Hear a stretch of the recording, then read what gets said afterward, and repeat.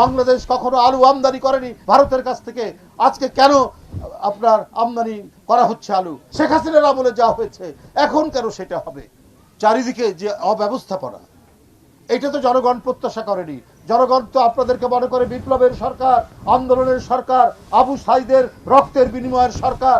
সেই সরকার থাকতে আজকে ট্রাক চাপা দেবে মানুষকে, আজকে পেঁয়াজের দাম বাড়তে থাকবে হু হু করে। আজকে সোনালী মুরগি প্রতিদিন তার দাম বাড়ছে, 320 টাকা থেকে 350 টাকা হয়েছে ঢাকায়। এইটা তো মানুষ প্রত্যাশা করেনি। তখন শেখ হাসিনার আমল, সিন্ডিকেট হয়েছে, মাফিয়া হয়েছে, তারা জিনিসপত্রের দাম বৃদ্ধি করেছে, তারা নিত্য পণ্যের দাম বৃদ্ধি করেছে। আজকে কেন আলুর দাম বৃদ্ধি পাবে? আবার 2023 সাল পর্যন্ত স্বাস্থ্যকর অল টাইম হানিকম, সব সময় অল টাইম হেলদি লাইফ।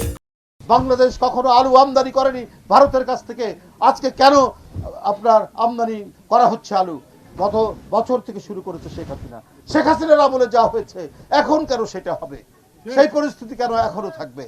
কেন আমাদেরকে বেশি দাম দিয়ে আপনার পেঁয়াজ দিতে হবে, মরিচ দিতে হবে, আদা নিতে হবে অন্যের কাছ থেকে? এখন কেন জিনিসপত্রের দাম হু হু করে বৃদ্ধি পাবে? এটা তো সরকারের দায়িত্ব ছিল। আজকে কেন আমরা চিনি পাবো না? কেন আমরা আটা পাবো না? কেন মানুষ নিত্য প্রয়োজনীয় জিনিস তার ন্যূনতম মূল্যে কিনতে পারবে না? এটা তো একটি আন্দোলনের সরকারকে সেটি প্রতিষ্ঠিত করতে হবে।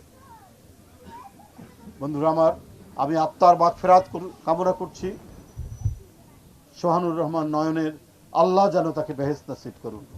এবং আজকে এখানে যারা আমাদের বিএনপির নেতাকর্মীরা আছেন, তারা সব সময় এই পরিবারের পাশে দাঁড়াবেন। তাদের বিপদ আপদের আপনারা সব সময় তাদেরকে সহায়তা দান করবেন ইনশাআল্লাহ। আমি